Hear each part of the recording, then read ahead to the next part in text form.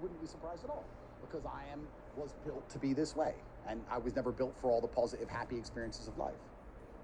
And he would know that I am representing him the way I should be, because people talk about him because of how fantastic I am. Nobody would talk about my dad if I wasn't me, and I'm me, and they want to know how I ended up being me, so they talk about my dad, which is why I'm going to live forever, because my son is going to be doing the same thing.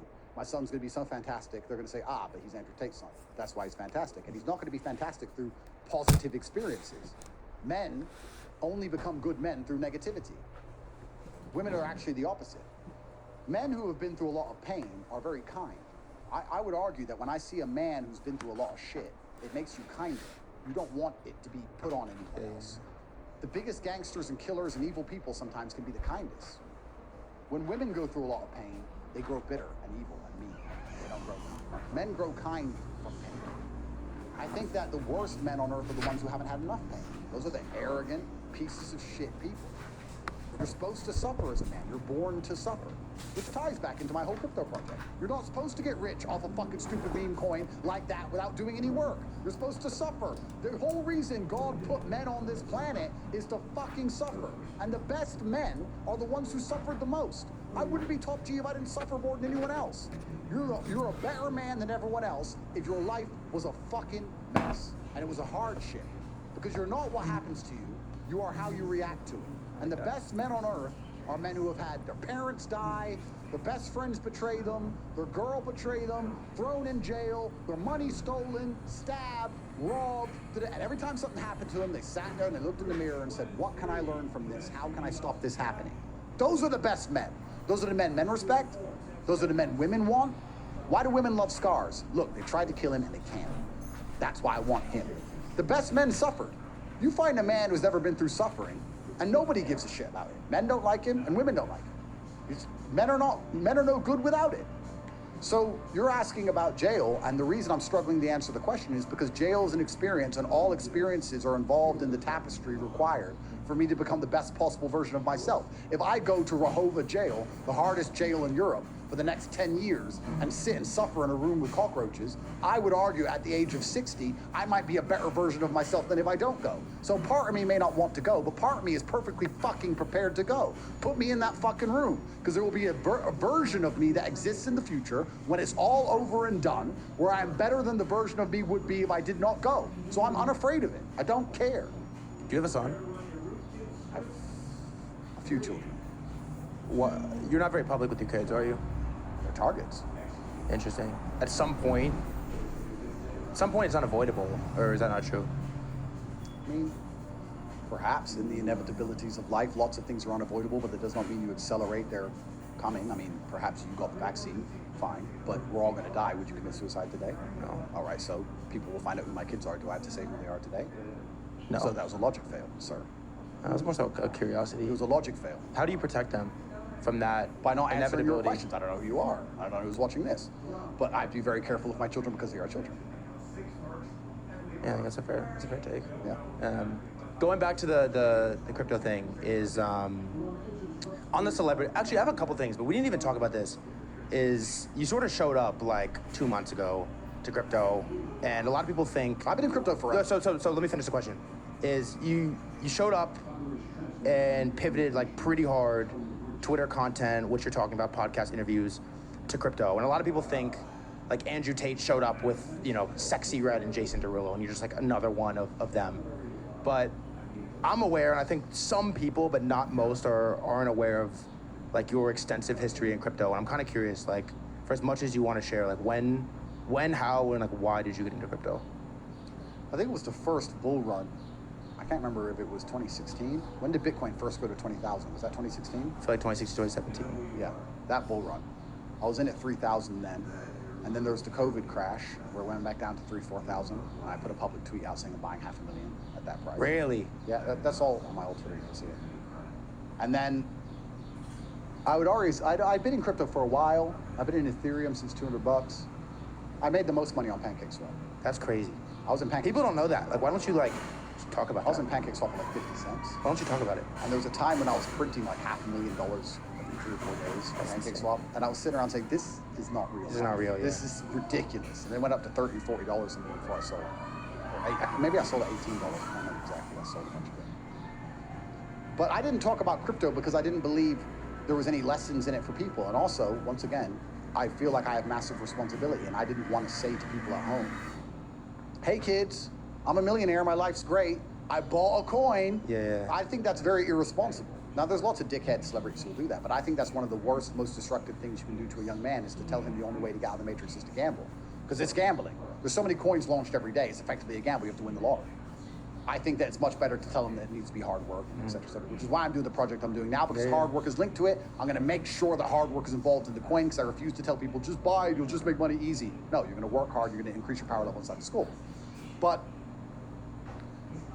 some celebrities don't think that way and they don't care, I guess. But me, I think one of the most destructive things I could do on my ascent was tell everybody that I make endless money with no fucking work. Now, I could say that I made a lot of money on Pancake because I already had $500,000 or $1 million laying around. I already had $1 million, $2 million I could waste. So yeah, I could have argued that point, but I just didn't think it was a constructive thing to do. I actually find it quite interesting how crypto people think, because I see crypto people when people ask them about crypto, and I don't understand the way they answer. I've seen people who are like Bitcoin maxis. Someone come up to me and say, should I buy Bitcoin? And they'll be like, yeah, yes, you need to buy Bitcoin because the Federal Reserve prints money and it's all a scam and it's a deflationary asset and there's only gonna be 21 million of them and their mining's gonna stop, da, da, da. And they start talking, trying to sell Bitcoin, and I don't get it. Yeah. But when someone comes up to me and says, Andrew, should I buy crypto? If you want. I've never been that guy to sit there and try and convince. I don't give a fuck if you get rich or not. And I don't give a fuck where you put your dick. It's not my business. Andrew, should I buy? People were coming up to me. Should I buy Pancake? If you want. You want. But will I make money? Maybe you might lose it. I don't know. Yeah. Did you make money? I made money. Yeah, I made a bunch. But look, do the fuck whatever. I've never been the guy trying to pitch crypto to anybody anyway, which I find weird about the crypto community. Actually, we can psychoanalyze that. Okay, I think it's just canned excitement. I think they're just excited for the possibilities of what could be. Everyone wants Bitcoin at $1 million, and it isn't happening. It's going down. And they're just. You don't think it'll happen? Well, I'm not saying it won't happen. I'm saying it isn't happening currently. Fair. And they have this canned excitement, and they're just taking that potential energy, and instead of putting it into something positive, like going to the gym or starting another business so they can make fiat currency to buy as much Bitcoin as possible, they take that energy and just direct it at anyone who will listen to them about Bitcoin. I guess they feel like they're helping in some way. Perhaps one more person will buy, perhaps the price will go up. It's pretty gay. But people are gay. I mean, people don't sit and analyze themselves. I would argue that there's not a single Bitcoin maxi who sat there and said, why the fuck did I just convince that old Chinese lady with no money that Bitcoin maxi? Why the fuck did I even waste 2 hours of my time? Why did I do that? Like, I've never been that guy. So even when I was in crypto making endless money, people come to me going, hey, I heard you know about crypto. No, don't know. Not me. Fuck off. Don't talk to me. Because if you lose, you're going to cry to me. If I tell you to buy something and it goes down, you cry to me. If it goes up, you keep the money. Why the fuck am I talking to you for? So I've never been that guy. So you're saying to me, why didn't I tell anyone? Tell who? Yeah. Tell why. Plus, another point, which ties back into something I said earlier. In case you haven't noticed by now, I like to use circles. Yeah, you're good. I like to always tie back into things I said earlier. You're pretty good at it. Well, I lay foundations for conversations at the beginning, so I can always reference them back. I said to you at the beginning of this conversation, if I had $1 million in a briefcase, I'd be concerned about somebody killing me, right? If I was making $500,000 every few days from some fucking clicks on a Pancake website, You're concerned. What's the catch? who the fuck am I telling? You think I'm dumb? I mean, it's done now. It's done now. But you think I'm making that money and I'm going, hey guys, hey, look, I'm not from LA. I'm not a fucking dumbass. I didn't tell nobody. I'm from a different world. I'm from the world where people would sit around in dark rooms with no money and bright ideas. And you'd see someone post a new watch on his Instagram. And you'd say, we know what he's wearing and we know what club he's in. That's from my world. I'm not the guy who's running around telling people how I make money. Things are a bit different now. You post your money though, your cars. People know I have money. Yeah. But to this day, most people can't name how I have money. How you have money, yeah. And they know I have the school because I have the advertising. But they don't know if I own the school or if I work for the school or I'm a marketer for the school or how the school works or the internal workings of the school. Yeah. Nobody knows if I have a property portfolio. Nobody knows anything.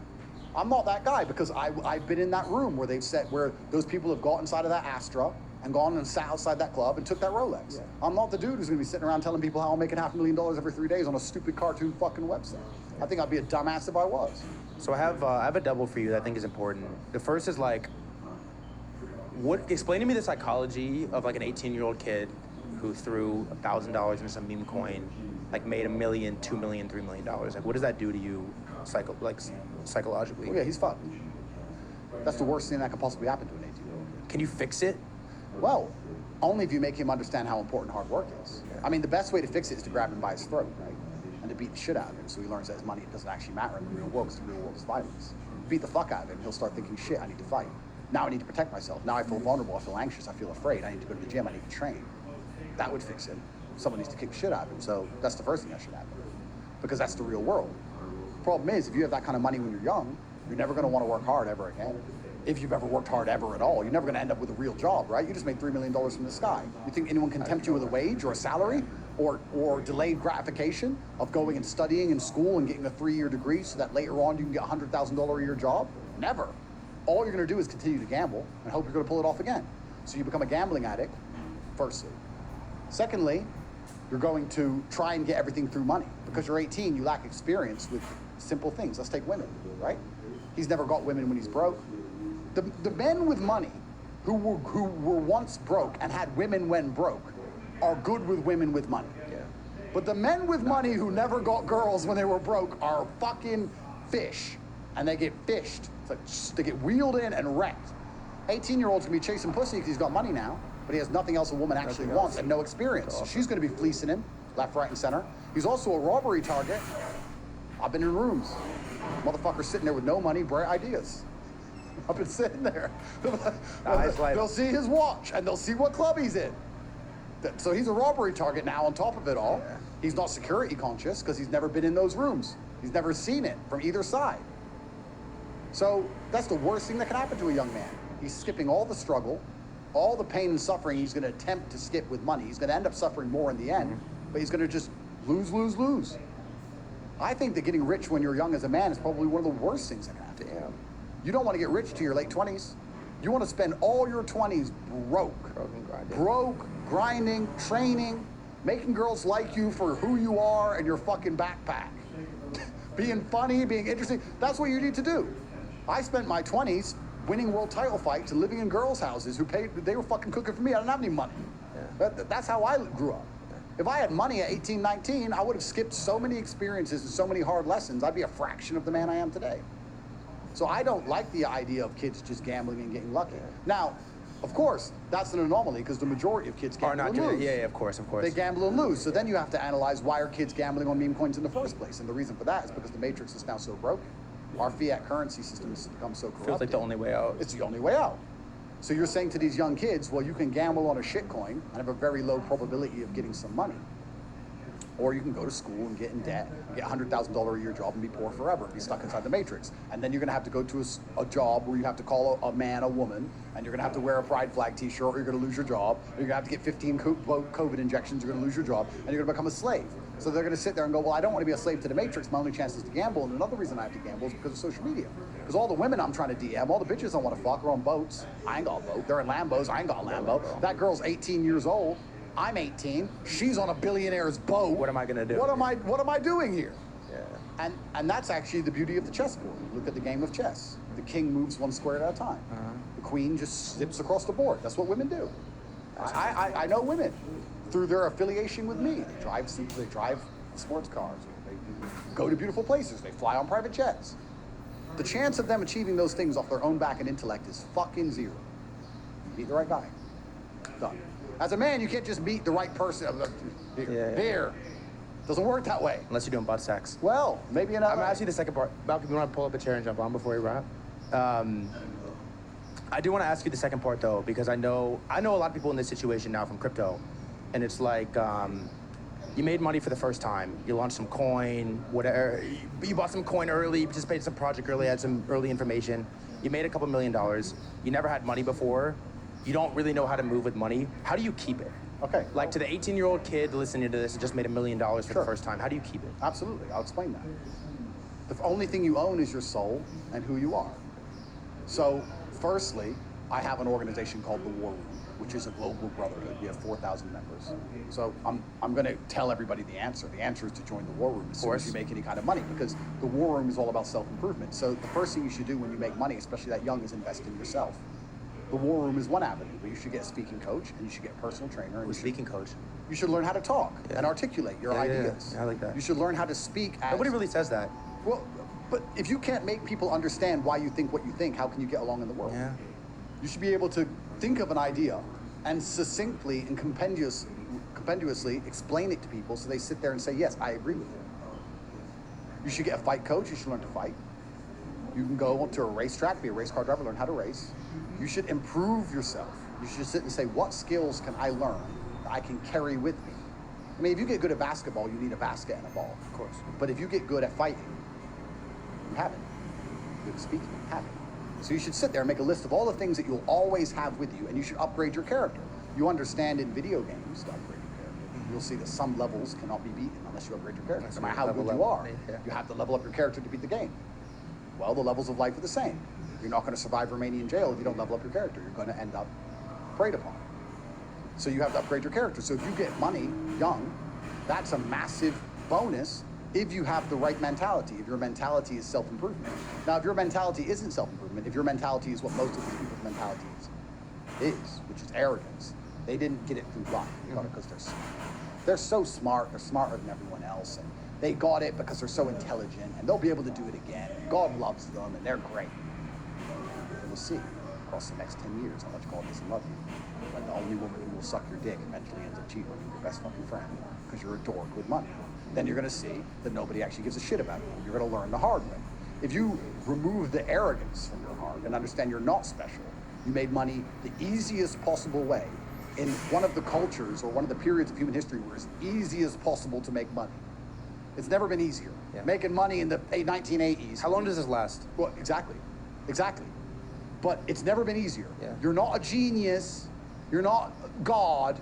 You're a dumbass who got in early on a coin with pure luck and gambling. Now you need to improve yourself and upgrade your character before you meet real tests in life, because they're coming. Now, if you're too arrogant to do that, then you deserve what's going to happen. All right, let me ask you this, and I'll throw it to you, Malcolm. Sorry to interrupt, but you asked me how they can keep the money, and this is the final point. If they upgrade their character, they won't need to keep the money, because they'll be able to make They'll be able to run money. back. That's actually a great take. I'm going to clip that. Whereas if they don't upgrade their character, they're going to be stuck in their bedroom, jerking off to Pornhub and gambling on meme coins for the rest of their lives. Because you could, if they took it, they kind of did take it all from you. You could run it back. Oh, you can't take everything from me unless you kill me. Because I'm Andrew Tate. Let me ask you this: it's like pretty obvious in crypto and society at large, we're like really rapidly going towards this hyper gambling, just full blown as degenerate as it could get, right? You look at sports, every second commercial is DraftKings or FanDuel. They fund all the advertising, they fund the arenas, they fund the games. You look even prediction markets. People are betting on everything, every second, at all times. Every 16-year-old kid is buying meme coins, buying shit coins, gambling in crypto. Like, is it gonna just go further and further and further down this like degeneracy, gambling rabbit hole? And secondly, like, what does that mean for the future of society? Very interesting question, because the Western world now, the matrix is so broken, as we just described, that most young men believe their only way out is to gamble. When you gamble, whether you win or lose, you create no value. That's also one of the very interesting things we were talking earlier about. If you make money from crypto, you learn no lessons along the way. That is true. But also, another thing you do is you create no value. If I become a multimillionaire with a traditional business, I need staff. I feed people's families. I need a big building. I hire builders to come and build it. Now that big building's in that town, it needs more houses around the building, around my factory. Build more houses. I improve the town. We need to build new roads for the town, maybe a school for the town, maybe expand the hospital because my big factory is there, et cetera, et cetera. I have a positive influence on the society, on the nation, and on the families I feed. If you make a couple $1 million off a crypto coin, you've helped nobody.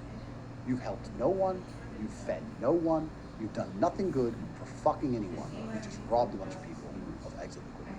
That is it. You've done nothing good at all.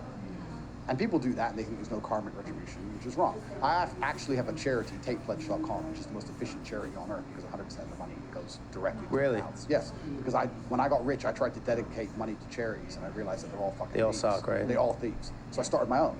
So if I'm gonna give money in Yemen, I'll take a guy, send him to Yemen with a bunch of money. That's it. A flight, a hotel, and money. Buy food. Whereas all these other charities manage to get 15% of the money to the people somehow. It's a scam. So I have my own charity, TatePledge.com. I put up the links, the crypto links, when I was doing RNT. That's all. Yeah, and people dedicate a couple $100,000, which is nice. It's fine. But I put $20 million of my own money in every single year. Really? Yeah, completely. It's all audited. But I do that to allow people karmic retribution. You're making money from crypto. You're making money doing nothing. You haven't benefited anybody. How about you give some eyesight to some kid in Gambia? You've made money. You've helped no one. Give some kid in Gambia their eyes back.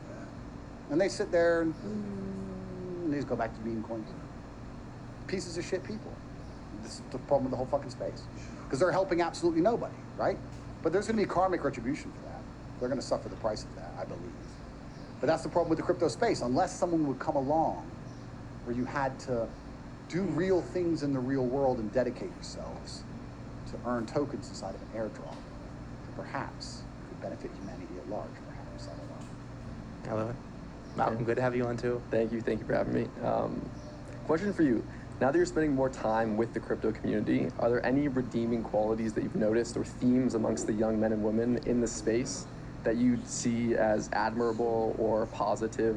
Obviously, they're taking a semi-untraditional path, right? They're not just going to work for consulting or sales or investment banking. They're trying to make it work for them. They're trying to make money. They're taking this alternative path, very internet native. Do you like anything about these crypto people, or? Firstly, I don't blame them, by the way. I mean, I don't blame them for gambling. When I'm describing the problems with gambling, whether you win or lose, those problems are an objective fact. As we were talking about Hitler wearing shoes, it's an objective fact, he wore shoes. You love that. I go back always, because I'm so perspicacious, I knew where this conversation would go. So I thought, let me come in and lay the foundations I can always reference back to, because I know he's going to ask, and I can see the future. I'm a genius, I've been around. The point is, I've been around. The point is, I don't blame them for following the money. Crypto's where the money is. You'd have to be a dummy not to try. I mean, so of course, crypto's where the money is. That's fine. I think the mistake they make is that they believe it's all down to charts and luck, and that it's not down to any degree of karmic retribution or God's will. I would argue, with no scientific evidence whatsoever, that if you're sitting there trading meme coins and you do 500 push-ups a day, you'll make more money. Now, people will ask me how, why, and I'll say because God will like you for it. And you may believe me or you don't believe me, that's up to you. But I would argue, in between trading meme coins, if you did 500 push-ups a day and you avoided Pornhub.com and you drank water and you told your mother you loved her very much and you were nice to people and you didn't insult people you've never met on Twitter, you've been a good person, that you would make more money. That's my view. You can believe me or not believe me. It's up to you. But I think the problem with the culture is they think it's all down to just being an anon, being a snake, jumping in and out of graphs and being on charts. And they don't think that this world has any magic to it. The world is based on things that nobody understands, including me. There's a reason why a car can crash and one man will die and one man will not. There's a reason why a plane crashes and someone dies and someone doesn't. There's a reason that none of us will understand, and there's karmic retribution in all things. So I think the crypto community has forgotten that, and they think they can just steal and lie and cheat, and there's no karmic retribution in any of this. So I'm not mad at them for trying to make money from crypto. I made a bunch of money with pancakes. Yeah. I'm not mad at them for being smart enough to see where the money is. Yeah. But they're too stupid to see that there's something real happening behind the code in the matrix, and that's the mistake. What is your take on anonymous influencers? Because you had an anonymous crypto. Did I? For sure. Allegedly, I've gone through it. It was sent to me that this is Andrew Tate's anonymous crypto. I'll show you when we're done. Show me now. I gotta go somewhere over there. We'll find it. I have it on the Wayback Machine. Show It's me. suspended. Show me. I'll show you. I don't think I've had. Well, anon. I mean, everyone knew it was me. Well, everyone knew it was you, but it wasn't. It wasn't a crypto. You didn't have like a. Well, it wasn't a crypto account, but it talked about crypto occasionally. Oh, okay. Well, then, Yeah. then My bad. Then that'll be one of my suspended accounts because I was banned on Twitter and I had to keep making new accounts. Yeah. Okay. But I never had an anonymous specific crypto account. Right, valid. But an anonymous account that talked about crypto. But regardless, now that we know it exists or existed, what is your take on like anonymous influencers? Well, I think that there's obviously a massive degree of cowardice to that. They're afraid of repercussion. Which they look at someone like me and what happens to me, and they're afraid. I often, we can talk about crypto and anonymous and on crypto influencers. I guess the primary reasons they're afraid of being robbed or they're afraid of the government. That's one thing. But I actually find the funniest ones are the right-wing ones, the right-wing white power, anti-migration ones. It's very funny because you have these anon accounts who are saying, white power, we need to take Europe back. Andrew, you're a fucking nigger. And then they insult me all day. And I'm like, bro, you're too scared to even tweet. with your face, and you're talking about going to war with the fucking Africans in your country? You're such a pussy. You won't even tweet with your fucking name next to it, and you want to do something about the brothers on the corner? You don't stand a chance. They're the absolute cowards. I think Anon is to a degree cowardice. So I always take what they say with a pinch of salt, because they're showing it from the beginning they're a coward, right? They're saying, no matter what I say, no matter how intellectual it is, no matter how smart it is, no matter how true it is, I am also a pussy. So I'll read it and go, oh, that's true, but you're a pussy. Mm-hmm. Oh, that's smart, but you're a pussy. There's like a star next to it. Yeah, there's a star next to it. You're a bitch. So keep that in mind. And people are often very different when they don't have to put their name next to what they say. I mean, that's very easy to know. Everyone's a racist, tough guy when their name ain't there. Everyone's a big, strong, deport the illegals when the name ain't there. Everyone's the biggest crypto genius and da-da-da-da. I think there's a massive red flag with that. I think that if people, I mean, in fact, isn't it a bragging point or a positive point inside of a crypto project to say that the dev's been doxxed?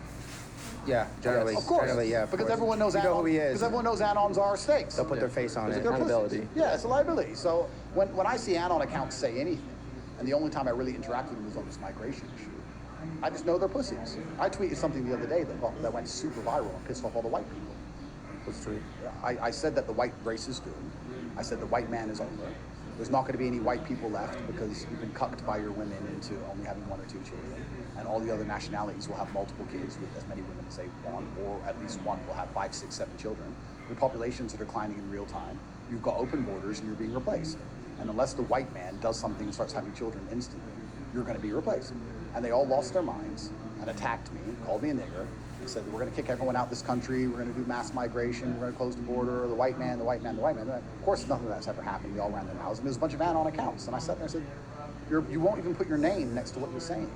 And I'm not insulting the white man, I'm part white. I'm just pointing out to you that your birth rates are collapsing in real time and you're being replaced in your own nations. The hill to die on throughout the largest period of human history was literally, and not just figuratively, literally defending your land from foreign invaders. And now you just invite them all in and they all just repopulate and live off your taxpayer money. And you sit there and go, oh, I don't have any kids, I'm not ready yet at 33. And then you meet one woman and have 1 kid and you think you're gonna preserve a nation or a religion or an ideology. The white man's going to disappear and Christianity is going to disappear with it because no one's having any children. Don't be mad at me. I'm just pointing out the facts. Hitler wore shoes. What the fuck you want me to do about it? Don't fucking yell at me about it. Do something. And then they sit there with their Anon accounts and call me racist names. But the fact that they're Anon accounts in the first place proves I'm completely right because they are pussies. They're not even man enough to sit there and say, I'm 3,000 miles away and I think you're a nigger. No, they're scared for me to even know what they look like or know their real name, despite the fact that I'm trapped within Romania and they live in fucking America. They're cowards. That's what I think of Anons. I think they're cowards. I don't give a shit about anything they say because they're all LARPers. Why would you be Anon if you're not LARPing? If you're really the G, why not be the G? Gee, that's interesting. What are you hiding from? You know, because they're all rich, millionaire, Lambo, girls. What are you hiding from if you're really that guy? Oh, I just don't want clout. I want to be rich and not famous. Yeah, that's why you're tweeting. Shut the fuck up. Full of shit. You want to be that guy who wouldn't have an account at all. They're liars. Someone should grab them by their throats. I've got a question about censorship. So I've heard you tell a story of like you waking up one day during your cancellation and like app by app you're getting logged out of all your social media accounts. Of course, Elon has come back recently, bought Twitter. He reinstated your account and he's done that for many other people who are controversial. But Elon is not necessarily going to be the CEO of Twitter forever. It's likely that he will, be succeeded by somebody else or something will happen to him. And so what happens in that world? And second part of the question is like blockchains, a lot of the reasons why many people like them is because they're censorship resistant. Mm-hmm. So it's not a centralized database with the CEO. They can't just press a button and cancel people. So a lot of people in our sphere are like, decentralized social media, this is the future. There's not going to be censorship. What are your thoughts? It's interesting because, firstly, and this is going to be a controversial opinion, but I do understand why there is a degree of censorship.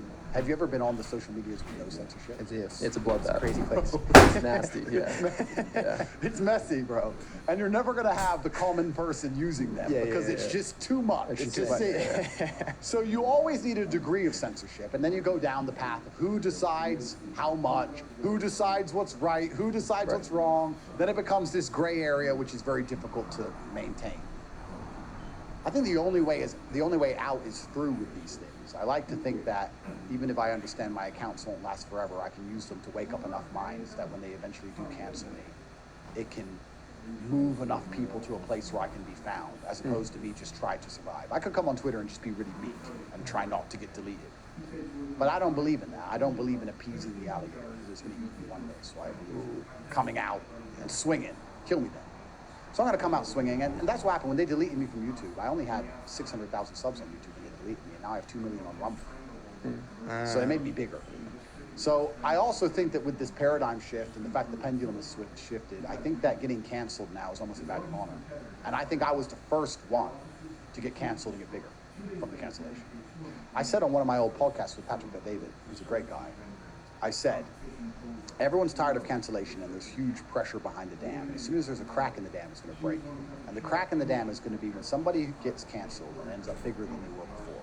And then nobody's going to be afraid of cancellation anymore. And everyone's going to start talking. You can't cancel everybody. I literally said those words. It happened to me exactly. And now even YouTube's allowing you to tell the truth about the vaccine, allowing you to tell the truth about election interference, because they simply couldn't ban every account. You can't do it. Strength in numbers. So I don't want to take absolute credit, but I've certainly been a huge part of it. So I'm going to do my best to wake up enough people so that if they cancel me again, the same thing happens. I'll find somewhere to go and I can bring enough people with me. And then once again, they damage themselves. You have to be, to the Matrix, you have to be a poison pill. When you're a coward and you're afraid of retribution, you can't do much to damage a system which is so much more powerful than you. But if you're a poison pill, you can be. It's like being a poisonous toad. You don't stop them from eating you. They just suffer for doing it, right? I can't stop them canceling, but it's going to damage their share price, and they're going to move a whole huge swath of the population to their competitor. I can't stop them putting me in jail, but I can show that the entire legal system's corrupt and it's all set up so nobody trusts the judges anymore. So you can eat me, but you'll pay a price. That's how you have to be. Now, if you're a coward and you're afraid of getting eaten, you can't do that. But if you're like, okay, you can eat me, but you're gonna have a stomach ache. It's gonna hurt. If you're that guy, you're okay. Yeah. So I'm not afraid of getting canceled, because eventually if they delete me, everyone's gonna say, the censorship's back, fuck this place, and they're gonna suffer. So it's fine. There's this interesting take from Charlotte Fang, who's the founder of Milady's NFT project, and the take is something along the lines of, it's an article, it's "The Cancel Will Inherit the Earth," and it basically says that at a certain, there's like a threshold, at a certain point, there's more influential, interesting, powerful people that are canceled than not. 100%. So staying on the side of not canceled, you actually lose out because the other side is more powerful. Yeah, it's nothing at all than all at once. And I really believe I was one of the first people to get canceled who got bigger than ever. And now a bunch of other people have been canceled and haven't even disappeared. And they can't even get rid of me from these platforms. I'm still all over them. I mean, what's the cancellation done to me? Do any of these people like thank you, like other canceled people? Like, do you have like, is there like a group chat? The canceled, yeah, it's like a group chat for the canceled. I'm also very careful who I talk to. Like, I don't really? I'm not too friendly with too many people. Why is it? Publicly or at all? I mean, publicly I can interact with somebody, but privately there's very few people I talk to. Because, I don't know. That's a good question. Why do I not talk to many people? I have my mission. I'm Indiana Jones, I'm in the cave, and I have the golden egg in front of me. I don't need to talk to people else like me. But couldn't you like use some of these people to harness the better ability to capture the golden eggs? I'm already there. But you haven't grabbed it yet. Not yet, but I'm inside the cave. They're far away. You're inside the cave. But there might be a booby trap right when you grab it. Perhaps. Good thing I'm built in. Hard to kill. You are hard to fucking kill. That's right. So I'm fine. I'm ready. All right, another question. Fire. So you've built potentially the strongest internet community in the world. And it's all, as you said, military-aged men who look at your content as a source of truth and as kind of like an antidote to all the nonsense that's out there. Having this internet community is a very powerful thing. I'm curious what you think in the long term as we move forward, as more people spend more time on the internet. Like, what is the impact of this community going to be on the world order? Well, that's a really good question, because when you inspire masculinity in men, they're naturally resistant to slavery, as we spoke about earlier. So I think that as more and more men follow me, it's going to be harder and harder for the Matrix itself to instigate and implement any of their bullshit slavery agendas, which they're coming up with in real time and trying to do right now. I know I've been detrimental to the world conquest plans of 2030. I know I have. So I have to be very careful with what I say, and I just try my very best to inspire bravery within men. I just want men to not be afraid of taking the brave choice. That's all they have to do. That's all it takes for us to resist the global oppression which they're going to try and bestow upon us and future generations. If that gets me killed, it gets me killed. I don't think I'll be here forever. But I think that a world with more masculinity in it is a better world. And I believe that because masculinity is designed to protect. And it's designed to do things which are bigger and greater than yourself, and to not only live selfishly and hedonistically, to look at the world and say, this isn't about me, it's about my tribe, my culture, my religion, my country. This is about things I care about that aren't me, and I'm prepared to suffer for the good of them. That's why men suffer working bullshit jobs for their families. That's what men do. We're built to suffer. So I think inspiring that inside of young men is going to be a fantastic thing for the culture and society at large. I think that's the reason we're in the trouble we're in today. The reason they got away with the COVID scams is because not enough men were doing what I was doing, which was breaking the law because it was the law. Don't go outside. Going outside. Because I know this is a lie. Don't drive. Driving. Don't fly. Flying. If everyone was like me, it would have been over in a week. Everyone was scared. So we have to try and instill masculinity in men. And all the things I talk about, bravery, brotherhood, all these things are basically anti-oppression tools. If you have a bunch of brave men in a group, how are you going to make them do anything? You can't. Your SWAT team's hard. They don't want to listen. That's what it takes to resist the slavery, because I saw an interesting quote. Someone said something the other day. You have to know darkness. You have to know your own darkness to see darkness. And it's completely true. And I think there's a lot of people out there who don't understand how evil the people in charge of the world actually are. And the reason I know that they're evil is because I know my own darkness, and I've seen all of the darkness of humanity throughout the different echelons I've climbed up. I've seen the darkness of those rooms of people sitting there planning to rob his Rolex. I've seen the darkness of sitting in rooms where they're planning murders and the guy gets stabbed. I've seen darkness of people trying to kill me myself. I've seen the darkness of a government locking me up knowing I've done nothing wrong. I've seen endless darkness. And you realize that the people in charge of the world have very little interest in you. They don't give a shit about what happens to anybody. They want power and they want control. And they don't do it for a financial gain. They do it for their ego. This is what's so interesting. We can tie back to what I was saying earlier, because you're asking me my motivations for doing things. If I were to say to you ego, you would say, nah. Why the fuck do you think they locked everyone in their house? You think it was for money? They print the money. They don't need money, they print it. It was so they could laugh. It's so Nancy Pelosi could go get a haircut while you had to stay in your house. And it was on video, and she showed everyone. And they continued with the lockdown afterwards. Ha, ha, ha. It's so that you put a mask on to walk in the restaurant, take it off to eat, and put it on to go for a piss. It's so they can laugh at you. It is for their ego. And the reason I know it's for their ego, because I know why I do what I do, which is the same reason why Genghis Khan conquered fucking Vienna. Because any kind of person who gains that type of power is ego-driven. So why did they enslave humanity? Because it was funny. And how do you stop them from enslaving humanity? Well, I can't do it by myself. Rambo doesn't exist. What did I say earlier? Teamwork, brotherhood. If enough men stand up and say no, they have a problem. One man does, no matter how powerful he is, even if he's the top G. Doesn't work. And I can tell you that because my brother and I were trying, and nobody fucking listened. But if we had more people, they would have. That's the reality. So I think the impact I'm going to have on the world is a good one. Because if you have men who are brave and who are not afraid, the only way you can convince them to do things is to show them that it's positive. It's a good thing for them, or a good thing for those they care about, or a good thing for their nation, or a good thing for their religion, or a good thing for their race, or a good thing for their creed.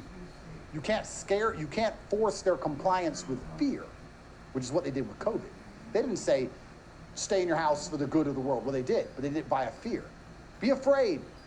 Someone's going to die, and for the good, you need to stay in. The old people will die. They used fear.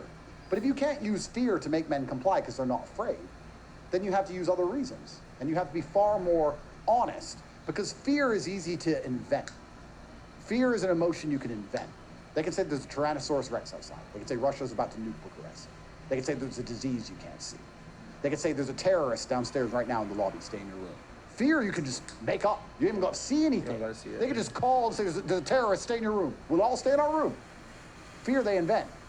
But motivation and convincing a man that what you want him to do is going to be good has to at least make some degree of logical sense. It's a far harder sell. And that's why I believe reinstalling masculinity is going to be such a positive thing for Western society. I believe we're on our last chance. If we don't do it now, it's over. Because the robots are coming, and the Western hegemony is falling, and the American empire is collapsing, and you have Russia and China and these other countries which are teaming up, which are patriarchal still. We live in a gynocracy. We live in a society where women are in charge of everything, because everyone's just chasing pussy all day, and women just get to walk around and live free lives. And we're going to lose globally. And it's so interesting about these things, because like feminists, they scream, smash the patriarchy, baby. You know, like, I find these things amazing. I have nothing against Taylor Swift. I've never met her. But she has a song, and in one of her songs, she goes, fuck the patriarchy. And all the women inside the stadium are saying, fuck the patriarchy. Men built that stadium. Men built the stage she's standing on. Men made the guitar she's using. And men went to work to pay for their daughters to go listen to this shit. What kind of father's even letting his daughter go? If my daughter said, I want to go listen to someone say, fuck the patriarchy, I say, you better get a job. Because the patriarchy is about to fucking buy your ticket, dummy. So this shows how weak men are. They're sending their own fucking offspring to be indoctrinated against them. Then they wonder why their daughter doesn't listen when they say, keep your legs closed, don't make it OnlyFans. And then she's turning around going, yeah, patriarchy. Fucking a sleek clown world.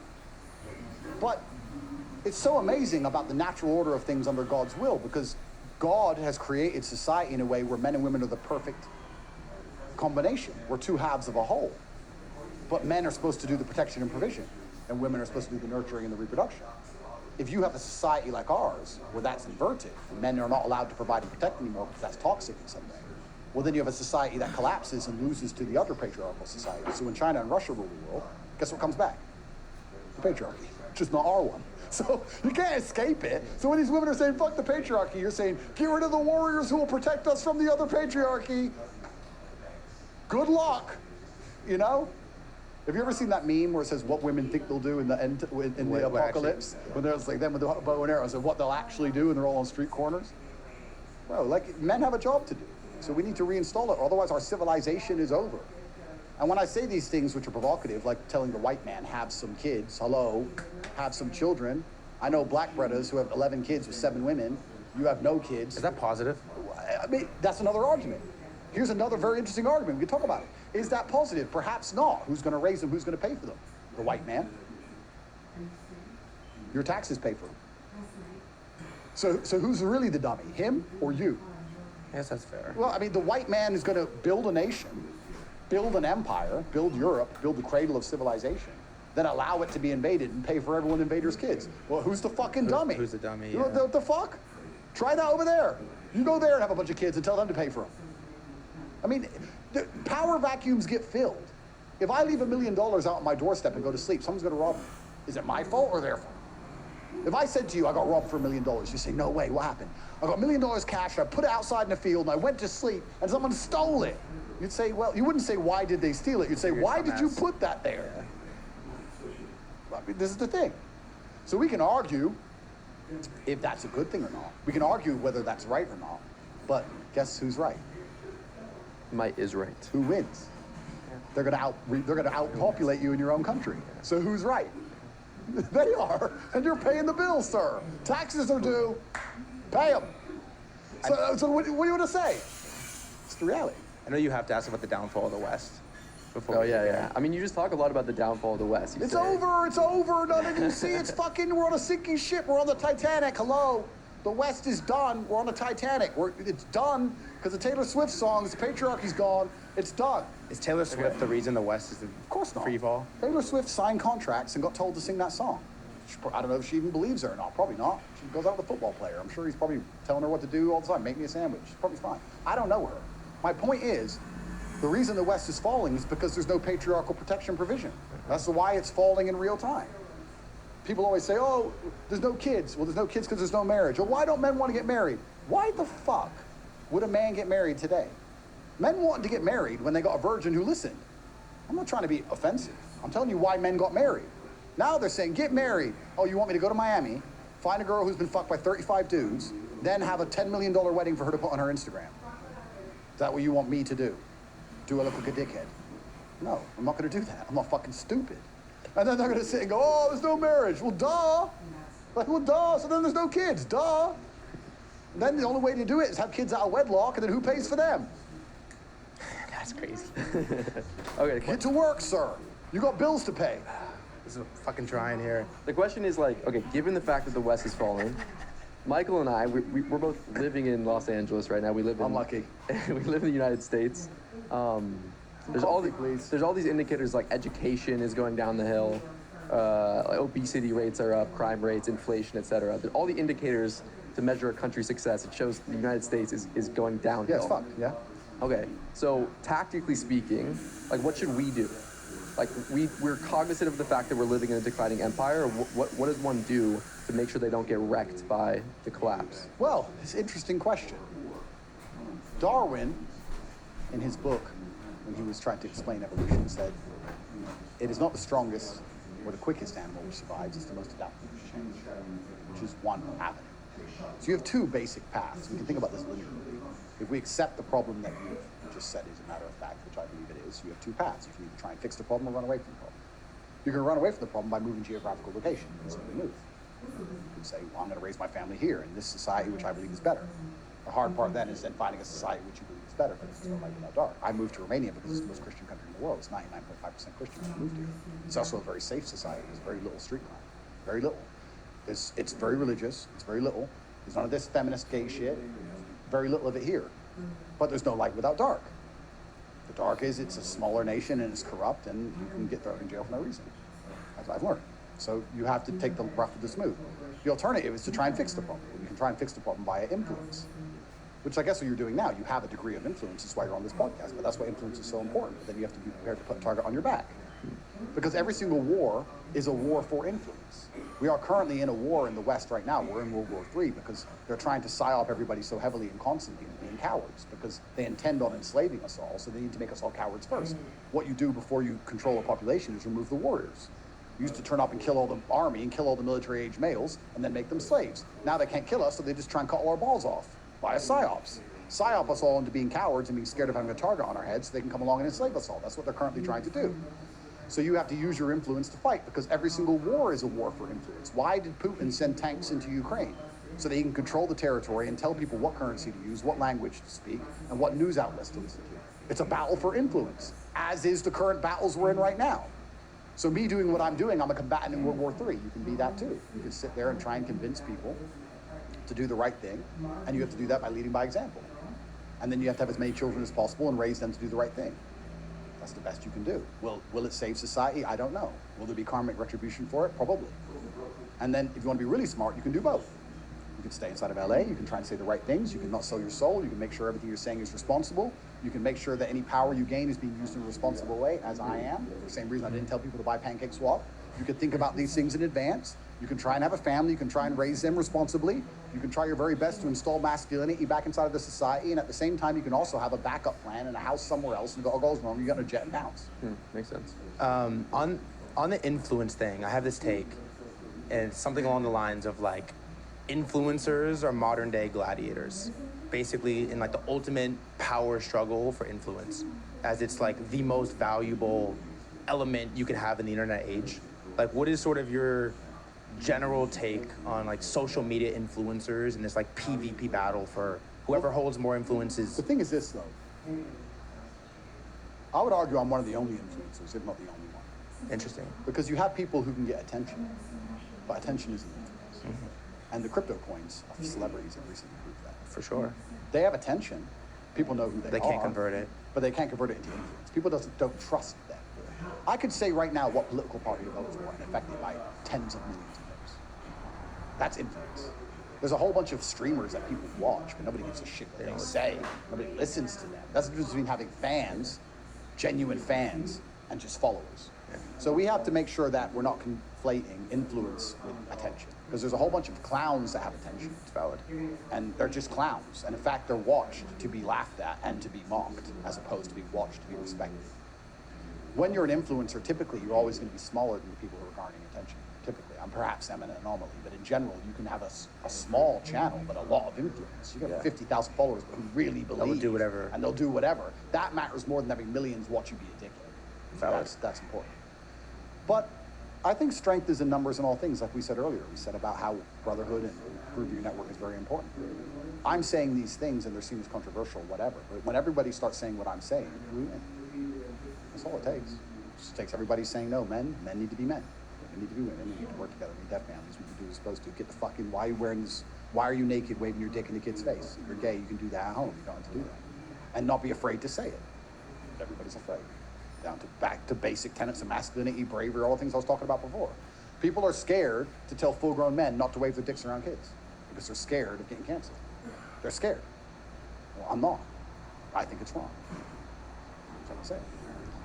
When you think about the Matrix, we can paint the Matrix as the enemy for the sake of argument.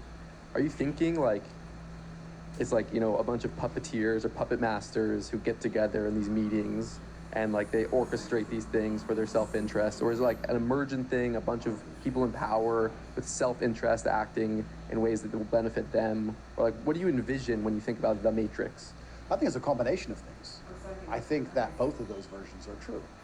I think you have people who are self-interested in various positions of power who is doing things that primarily benefit them. I think that certainly exists. We're taking the selfish choice as opposed to the choice of the nation.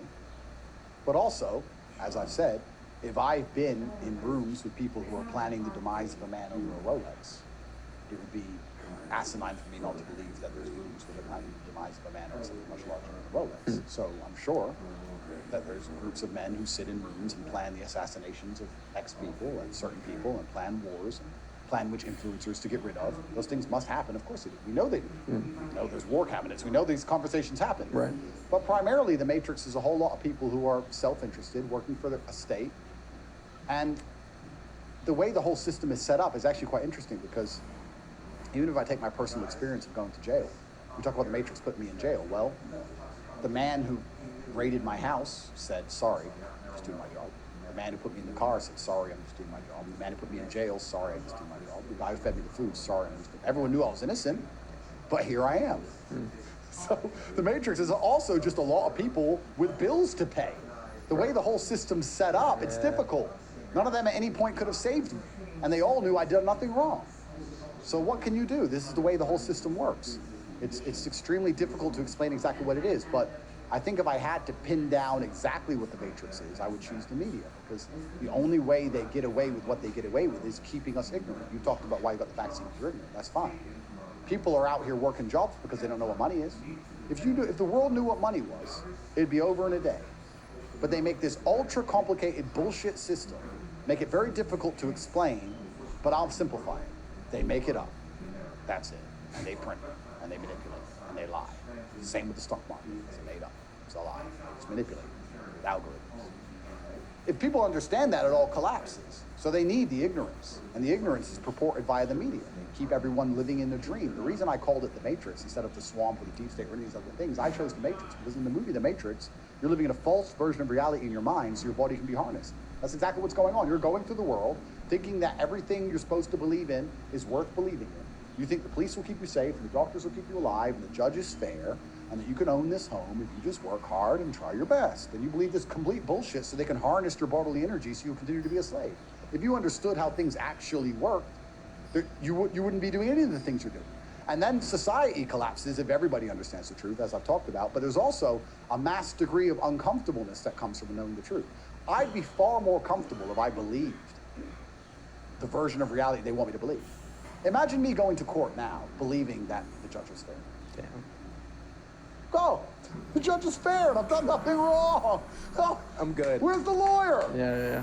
But when you're going to court going, would they really let some random with a law degree decide the largest legal case in this country, which was instigated by the deep state of America because I was too large online? Are they going to leave it up to some random person? Probably not. Of course not. People would cheat in a basketball game if there was no referee. That's a pretty good take. So it's very scary to understand the realities of the world. And that's why a lot of people are willfully ignorant. There are a lot of people, because they are cowards, which is why I talk about bravery all the time. Which is why I was shouting earlier when you were talking about the target on my back, because I found it offensive, not because you deliberately tried to offend me, but I was trying to explain that I don't operate from that frame. Because if I operate from that frame, I wouldn't be doing any of the things I'm doing. The only reason I'm doing them is because I don't give a fuck, because you have to be brave, because if you're not brave, then you're going to be willfully ignorant in all things, because it's easy to accept the lies. It's hard to sit there and say, no, none of this is real. Then you have to take absolute self-accountability. Then you got to look in the mirror and go, okay, I can't rely on anything. I can't rely on the police. I can't rely on the judge. I can't rely on the legal system. I can't rely on the doctors. I can't rely on, what do I do now? And then it's scary. And unless you have the motivation to then go out there and build an empire yourself, you'd rather just believe the bullshit. And that's what most people do. They're just like, it'll be okay, and just believe the garbage. Go cast their vote, be a dumbass. When you eventually die, do you think you'll be assassinated? I'm no longer public enemy number one. When I got locked up and put in jail, I was public enemy number one. Who's public enemy number one right now? There's people they want more, which is good, because you don't have to be the fastest man. You just have to be faster than the slowest man when the bears try to eat you all. So there's other people they want to get now, which is good. I'm like number 3 or 4 on the list, which is fine. I like to believe they won't assassinate me. I think I'd just get a long jail stretch instead. I think I'll do 20 years or something. When I eventually die, I don't know. But I'll have enough children so that I'll live forever. I like that take. Yeah, but that's what life's for, right? And this is another thing we talk about, and I'll keep saying controversial things because fuck it. But this is another thing we talk about.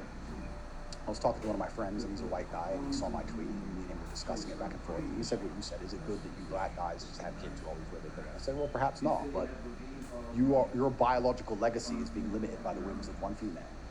Because you've had one kid with a woman, she doesn't want any more, and she won't let you have kids with anyone else because she'll cry. Boo, boo, boo. Her tears matter more than your biological legacy. Boo, hoo, because you're a little pussy.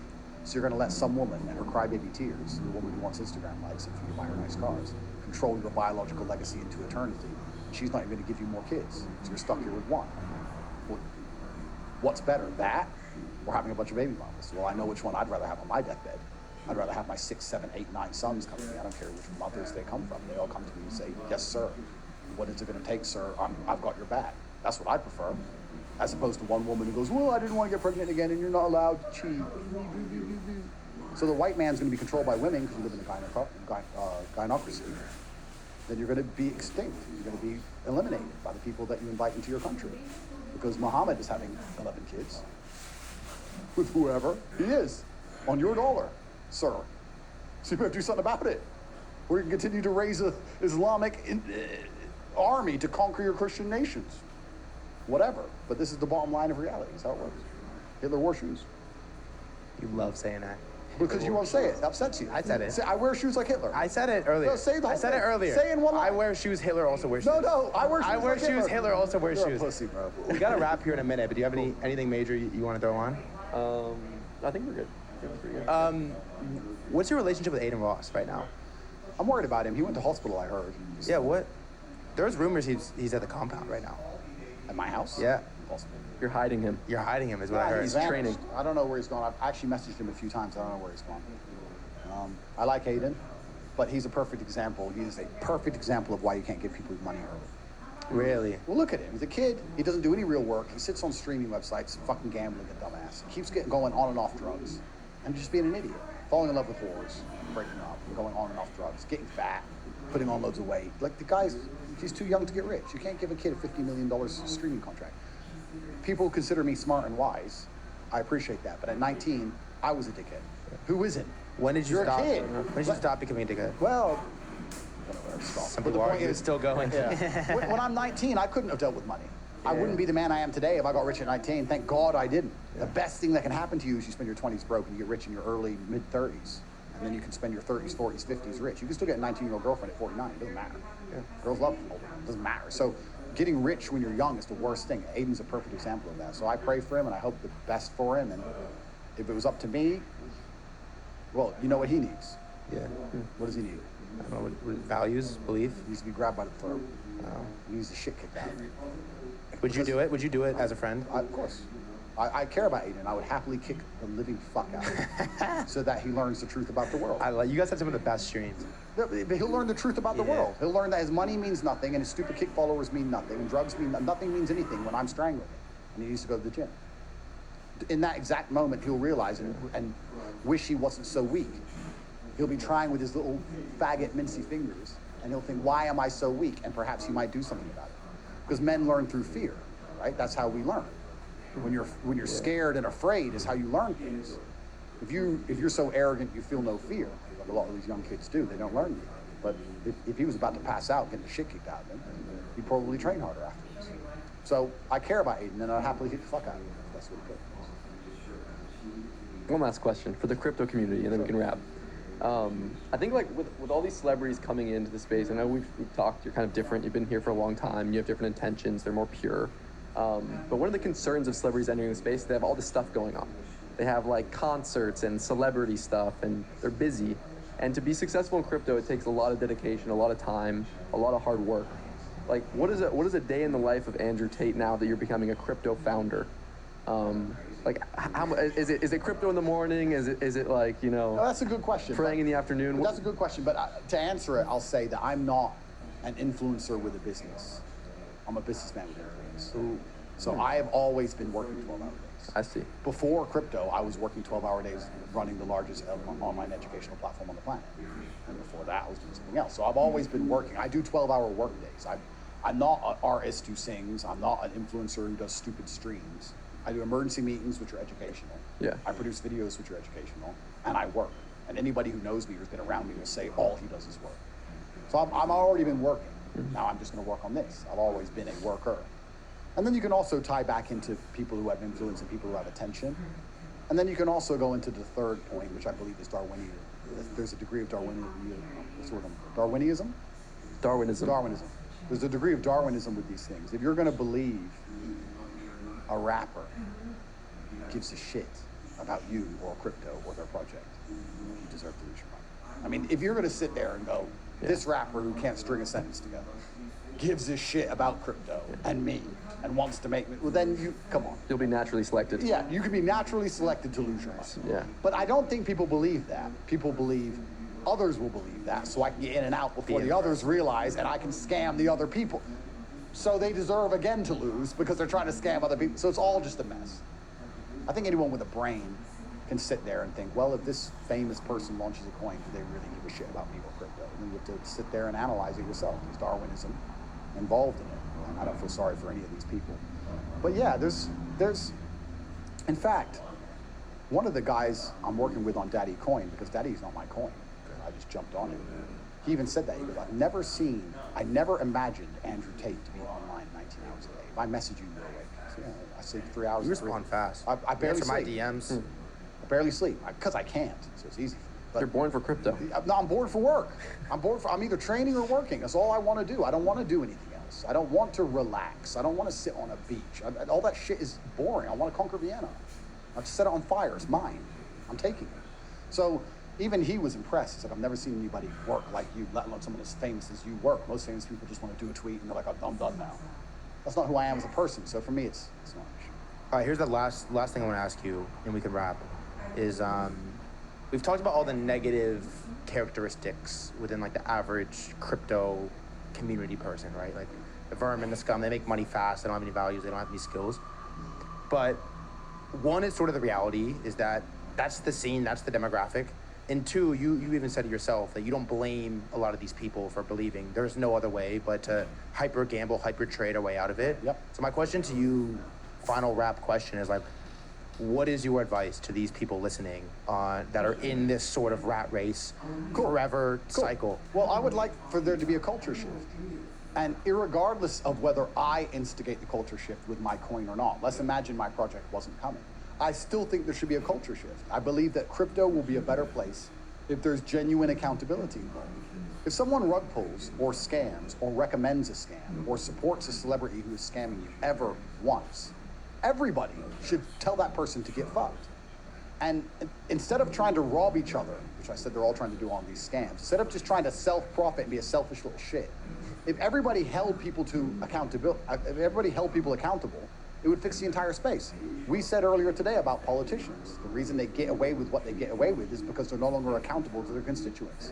That's the problem you have in the entire crypto space. All of your influencers aren't accountable because they keep getting away with scamming you. All the people with influence just scam, rug pull, support scams, say bad trades, and everyone just continues to follow them and believe in them. That's human nature, right? If I allow you to come and rob my store and do nothing about it, you're going to continue to rob my store. That's normal. If I leave my door open and allow you to rob my house and I don't do anything about it, you're going to rob my house.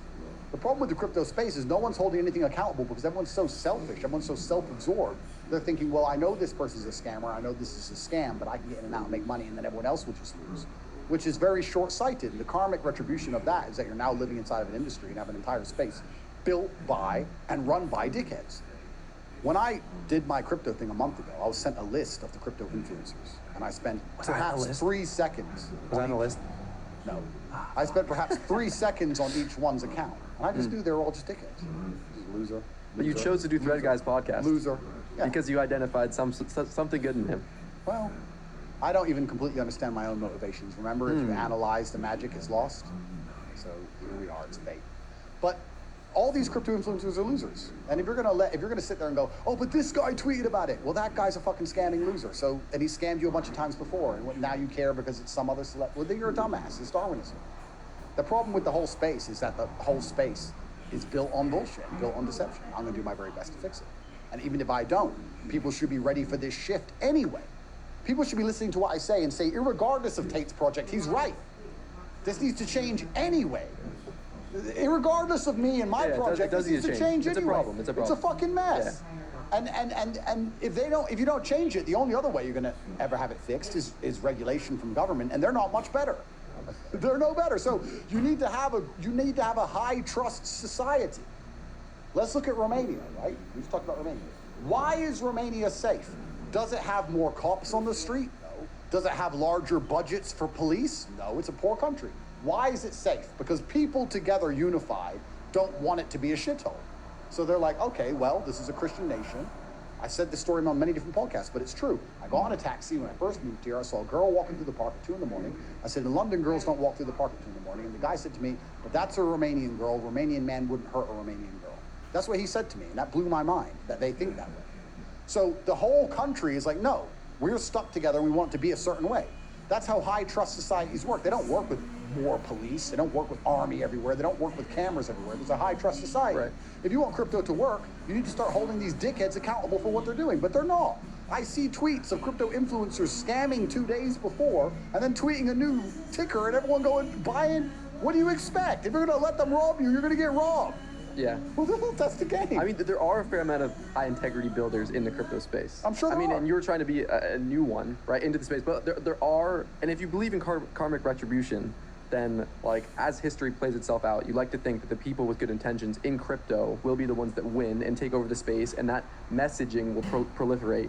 I hope so, but there's a lot of them primarily, from what I can see, in utility, much more than meme coins. Meme coins is a fucking mess. Meme coins are a mess. Yeah, meme coins It's a mess. It's a cesspool. Yeah, utility. It's gambling. It's gambling. It's gambling. Yes. Utility is a lot better. You're Yes. right. You're right. You're right. But why can't it be applied to the meme coin space? The same thing. There's a whole bunch of crypto influencers, and everyone knows what I'm talking about, who's just scamming everywhere.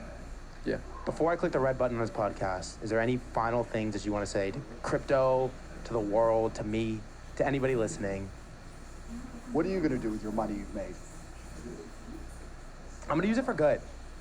I'm going to use it for good, Andrew Tate. How do you use it for good? I don't entirely know the answer to that question. But if you improve yourself, then you improve the lives of everyone around you. Yeah, and I will say this, though. You have a take where it's like, if you're a piece of shit, you make money, you're a bigger piece of shit. If you're a G, you get money, you become the top G. Yeah. I think one thing I can confidently say, and I've shown to myself through this, process, is that I have strong values, strong beliefs, and I stand by them. And as I've made money, I haven't made, top G money. I don't have 59 sports cards. I've stood by them. And I think I can confidently look in the mirror and tell myself, like, you did a good job knowing you didn't switch up. You had an opportunity to sell out, to do this, do that. You didn't do it. And I think as I make money, as I level up, as I grow influence, as I grow a platform, I think the only goal is to stand by that. And then what comes out of it, the karmic retributions, are going to be positive. Well, I think that one of the best things about being a man is that if you improve yourself as a man, you automatically improve the lives of everybody around you. You improve the life of your family and everyone who relies on you and everybody who cares about you and you care about. So improving yourself, self-improvement, improves society at large. Because I like you now, you're a friend of mine. I think next time we see each other, we should fight. And I think you should spend this time training. And we'll have an MMA fight. We can do one of these crypto shows. We can fight, and you can prepare yourself, because if you prepare yourself between now and our next meeting, You're going to be a better version of yourself. Whether you win or lose at the end, it doesn't matter. All right, since we're friends and you like me, now I have a request. Sure. I booked a one-way flight here.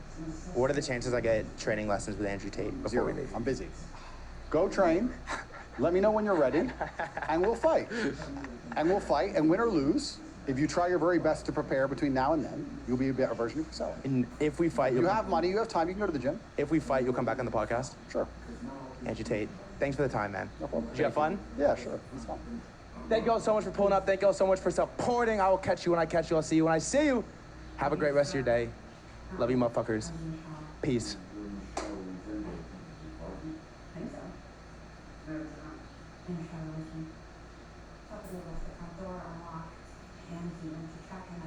If you are planning to support Trump in 2024, you can't miss out on this exclusive Trump lighter. Now, this compact Trump lighter isn't just any ordinary lighter. It is proudly made in the most beautiful country in the world, the United States of America. And it is like nothing else on the market. It has a design that is waterproof and rechargeable. It has a flashlight with 3 different modes. It does not use combustible fuel, so there is 0 risk for an open flame. It's safe to use. Way better than your ordinary lighter. Any true patriot would be crazy not to order one of these for themselves. So show your support to Trump and get yours today for 50% off. But hurry, our stock is limited, and once they're gone, so is this deal. Visit the next page to get yours. And let's make America great again.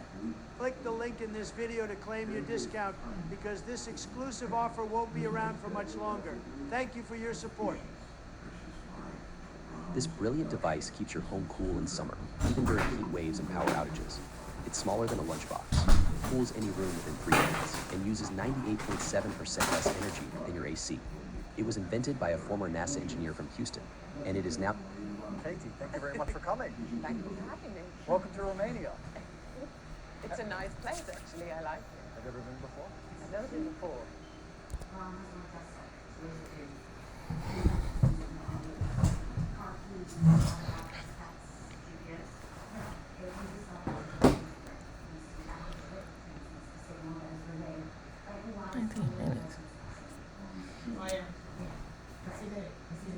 Yeah, the term of policy. Crazy. Yeah.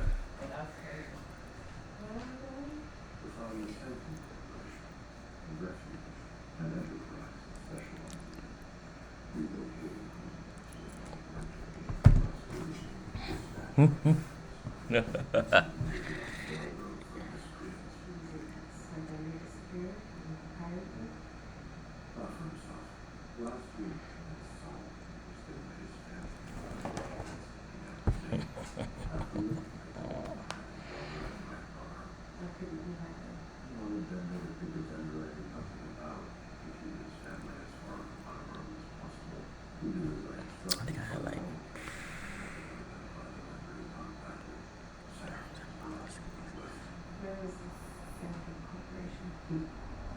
can they remove that one? I can't even get this shit monetized now, bro.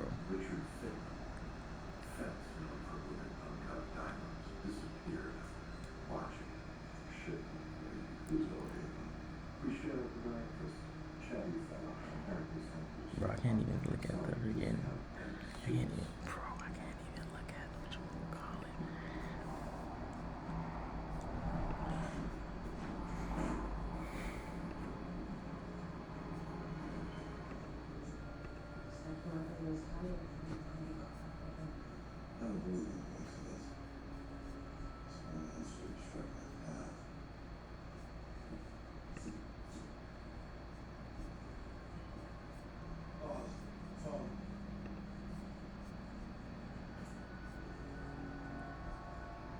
Damn, they moved that jump for real, man.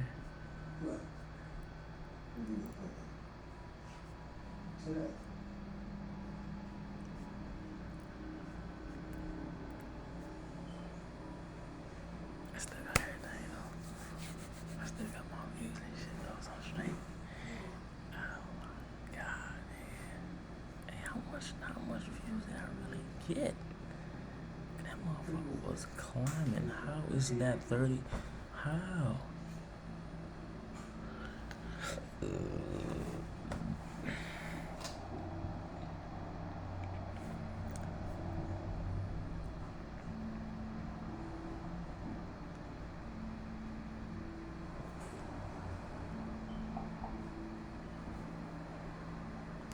15 minutes, 30 minutes, 30 minutes.